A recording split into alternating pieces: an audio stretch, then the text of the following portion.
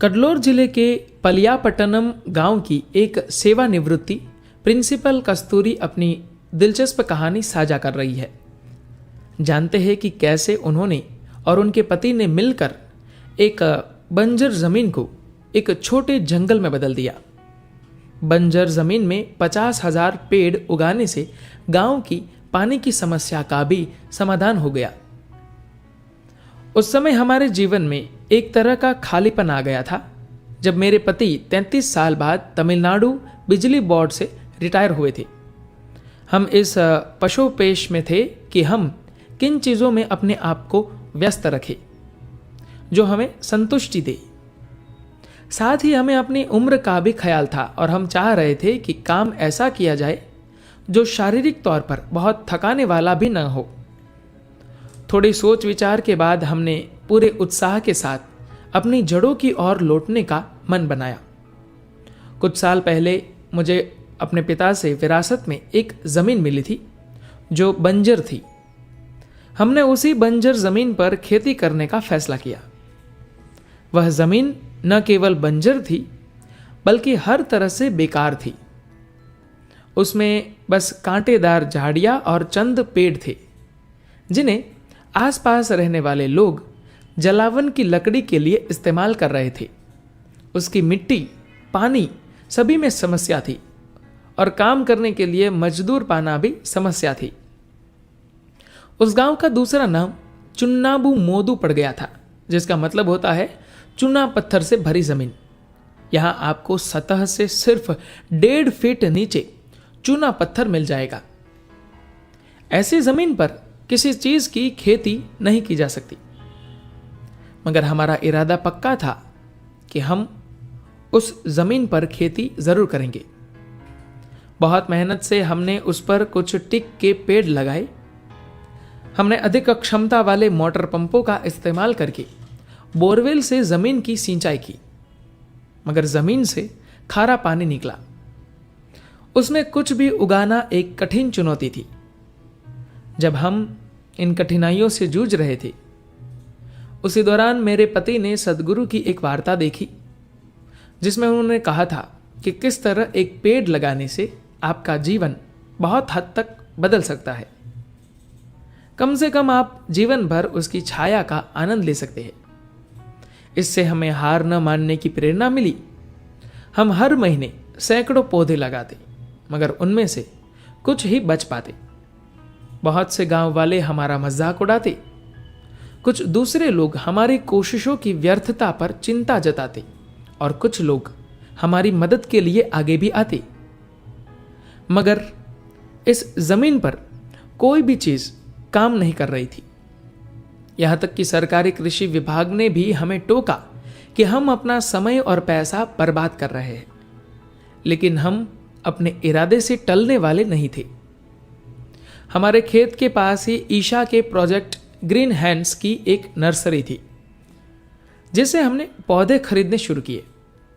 क्योंकि वहां पौधे सस्ते थे और अच्छी क्वालिटी के भी थे।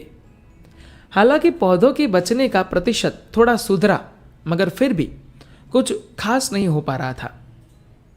एक दिन PGH के नर्सरी मैनेजर ने यह देखने के बाद कि हम बहुत जल्दी जल्दी टीक के पौधे खरीद रहे थे, हमें सलाह दी कि हमें टीक के बजाय अलग अलग किस्म के पौधे लगाने चाहिए। सलाह देने के लिए उन्होंने विशेष रूप से हमारी जमीन को देखने का प्रस्ताव भी रखा। उनके आने के बाद PGH की सलाह पर हमने 2012 में 5,000 पौधे खरीदे। कुछ ईशा स्वयंसेवक हमारी जमीन देखने आए ताकि वे हमारे पौधों के बचने की दर को बेहतर करने के लिए सलाह दे सके। उनकी सलाह पर हमने रासायनिक खाद का इस्तेमाल बंद करके जैविक खाद का इस्तेमाल शुरू किया। यह हमारे लिए एक नई जानकारी थी कि मिट्टी की नमी को बरकरार रखने के लिए हम गिरे हुए पत्तों का भी इस्तेमाल कर सकते हैं। उन्होंने मिट्टी की गुणवत्ता सुधारने और पानी तथा जैविक खाद के इस्तेमाल के लिए हमें इंटरक्रॉपिंग, एक ही जमीन पर पौधों की अलग अलग किस्में उगाने का सुझाव भी दिया। एक ईशा स्वयंसेवक ने सुझाया कि इंटरक्रॉपिंग से हमें पेड़ के बड़े होने से पहले ही कम समय में कुछ आय भी हो जाएगी। इसके बाद हमारी जमीन रूपांतरित होनी शुरू हो गई। पौधे स्वस्थ और पेड़ों में बदलने के लिए उत्साहित नजर आने लगे। पूरी जमीन बिल्कुल अलग और सुंदर नजर आने लगी। हमारे गांव के लोग हैरान होकर इसे देखने आने लगे, पर इन पौधों के पेड़ बनने के बारे में वे अब भी संदेह कर रहे थे।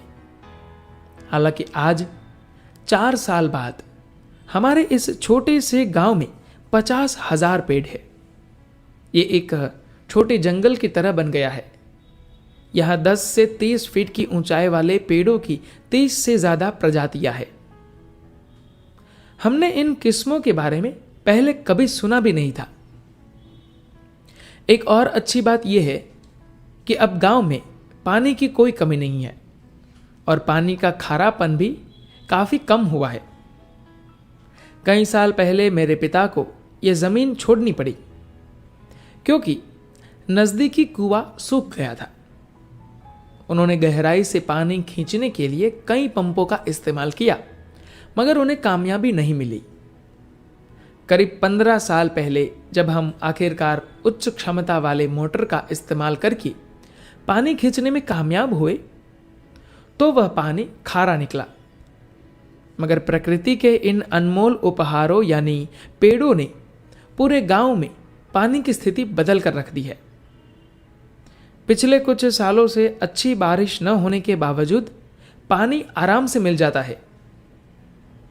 सिरुग्राम के एन रामामूर्ति, जिन्हें इंटरक्रॉपिंग के लिए कुछ जमीन दी गई है, कहते हैं, हम कस्तूरी अम्मा और भास्कर अप्पा के ऋणी है कि उन्होंने हमें अच्छा जीवन जीने का एक मौका दिया। वे हमारे लिए शिव पार्वती की तरह है। वे हमें मजदूरों को रखने के लिए भी पैसा देते हैं। इसलिए हम खरपतवार उखाड़ने, सिंचाई जैसे कामों के लिए कई लोगों को काम दे रहे हैं और अच्छा पैसा कमा रहे हैं। कुछ ऐसी ही राय बाकी परिवारों की भी थी। धन्यवाद।